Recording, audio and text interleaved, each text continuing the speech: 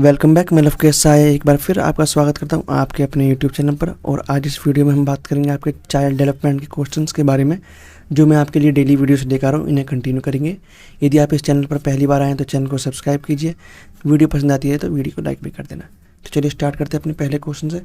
आपका पहला क्वेश्चन होना चाहिए मेरे ख्याल से ये।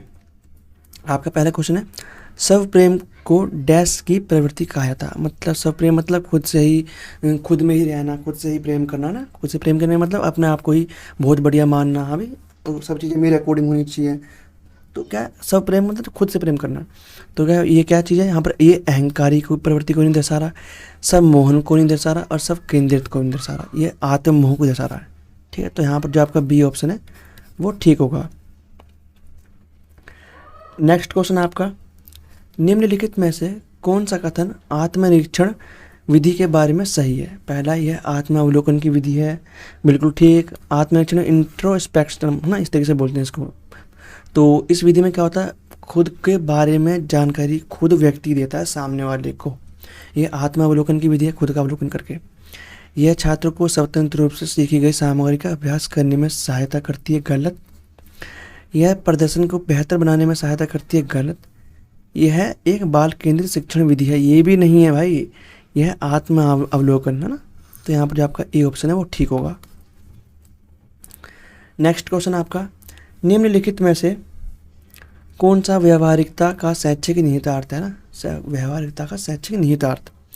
यह किताबी ज्ञान का विरोध करता है तथा प्रयोग, अनुभव एवं उपयोगिता को बढ़ावा देता है।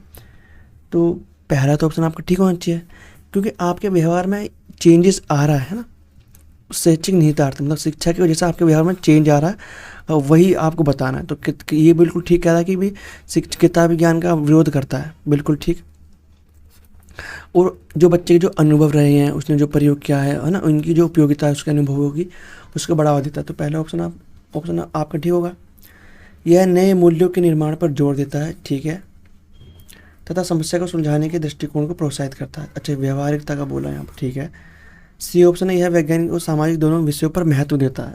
तो यहाँ पर आपका सी ऑप्शन भी ठीक है। यहाँ पर आपके सारी ऑप्शन ठीक है। तो जो डी ऑप्शन है, जिसमें सारे ऑप्शन दे रखे हैं, तो डी ऑप्शन आपका ठीक होगा।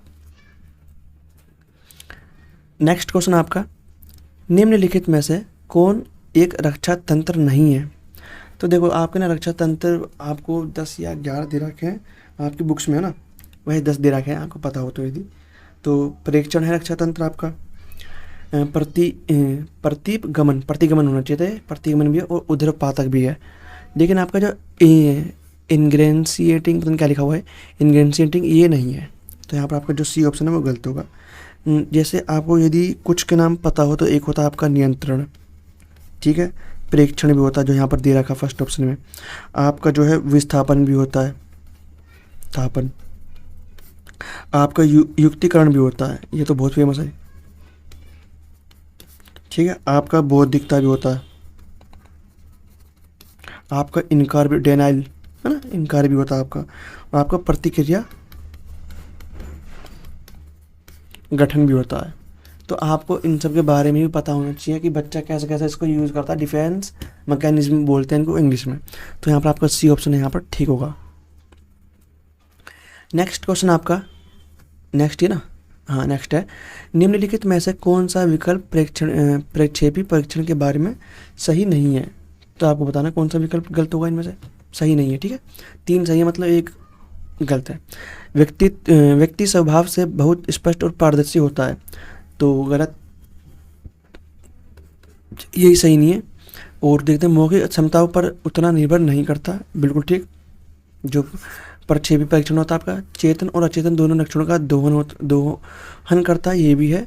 और ध्यान नैदानिक परीक्षण पर केंद्रित है, मानक पर नहीं। लेकिन वर्षों में मानदंडों का विकास हुआ, तो वर्षों में मानदंडों का विकास हुआ ये तो नहीं पता चला, लेकिन ये बात बोली यहाँ तक, ये आपकी ठीक है। तो यहाँ आपका डी ऑप्शन भी ठीक होगा। फर्स्ट ऑप्शन यहाँ पर आपका गलत बैठ रहा है, जो बिल्कुल गलत है। नेक्स्ट क्वेश्चन है, बहुत बढ़िया क्वेश्चन है ये भी आपका। निम्नलिखित में से कौन सा सिद्धांत ईश्वर के अस्तित्व में विश्वास नहीं करता? तो ऐसा कौन सा सिद्धांतवादी है या सिद्धांतवाद है जो ईश्वर के अस्तित्व पर विश्वास नहीं करता। पहला यथार्थवाद, दूसरा है आपका आदर्शवाद, थर्ड आपका प्रकृतिवाद और फोर्थ है व्यवहारवाद। तो देखो जो आपका थर्ड ऑप्शन है प्रकृतिवाद और जो आपका फर्स्ट ऑप्शन है यथार्थवाद, ये ईश्वर पर विश्वास नहीं करते। फर्स्ट और आपका जो थर्ड है ये कौन से ऑप्शन में आ रहा है, सी ऑप्शन में आपको नज़र आ रहा होगा। तो यहाँ पर जो आपका सी ऑप्शन है वो ठीक होगा। नेक्स्ट क्वेश्चन आपका, अधिगम का अध्ययन मनोविज्ञान के डैश स्कूल के साथ निकटता से जुड़ा हुआ है। अधिगम का अध्ययन मनोविज्ञान के डैश स्कूल से जुड़ा हुआ है।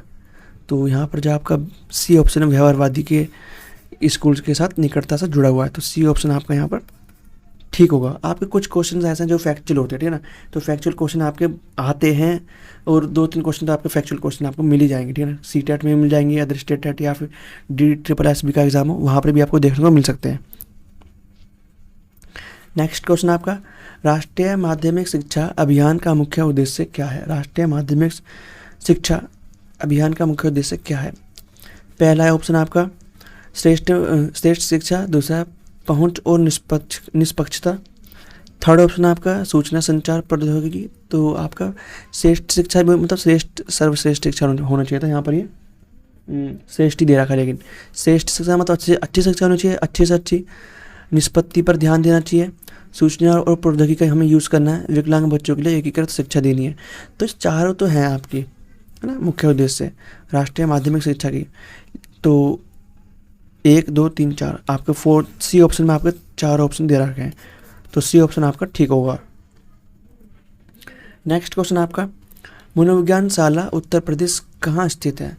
तो आपको पता होना चाहिए यह आपके इलाहाबाद में स्थित है, ठीक है। जैसे आपको 1916 में भी है, 1924 में भी इस्टेब्लिश हुई थी, है ना। एक आपकी कलकत्ता में हुई थी, है ना। इलाहाबाद में भी है जो यहाँ पर हमसे रखा है बाद, ठीक है। तो और आपकी 1870 में बुक आई थी, 1879 में भी आई थी, है ना।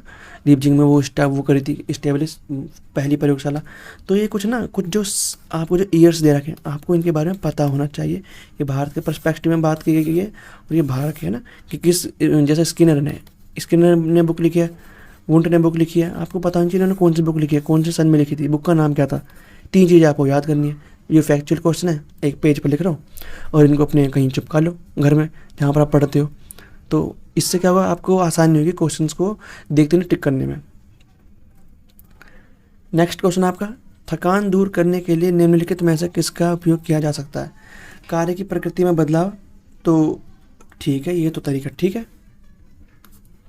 कम काम और अधिक आराम, मतलब काम कम कर दो और अधिक आराम करो। भाई जो मालिक है वो सैलरी नहीं देगा।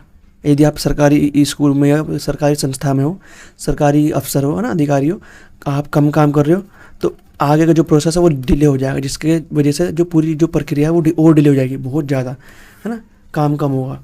तो ये भी तरीका गलत है।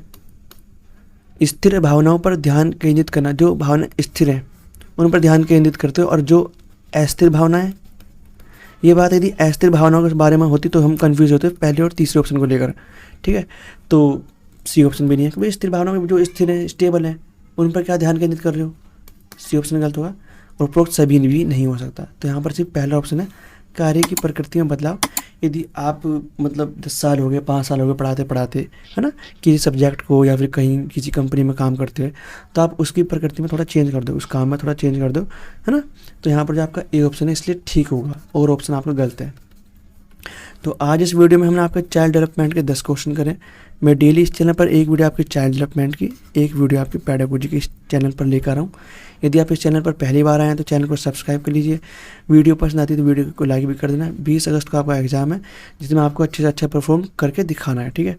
और इस 20 अगस्त के बाद जब आपका एग्ज़ाम खत्म हो जाएगा 20 अगस्त को, उसके बाद मैं आपके लिए DSSB का जो आपका एग्ज़ाम होता है ना, चाहे वो PGT का हो, PRT का हो, चाहे वो TGT का हो, इनके लिए इसमें पेपर फर्स्ट और पेपर सेकंड, है ना, पेपर पार्ट फर्स्ट और पार्ट सेकंड के लिए वीडियोस लेकर आऊँगा। तो इस चैनल को जरूर सब्सक्राइब करें ताकि आप आगे चल के जिस भी एग्ज़ाम की तैयारी कर रहे हैं उसके लिए जो आपको क्वेश्चन मिलते रहें, क्वेश्चन पता चलते रहें, और जो नोटिफिकेशन है आपकी टीचिंग से रिलेटेड वो भी आपको मिलती रहे। तो चलिए मिलते हैं नेक्स्ट वीडियो में।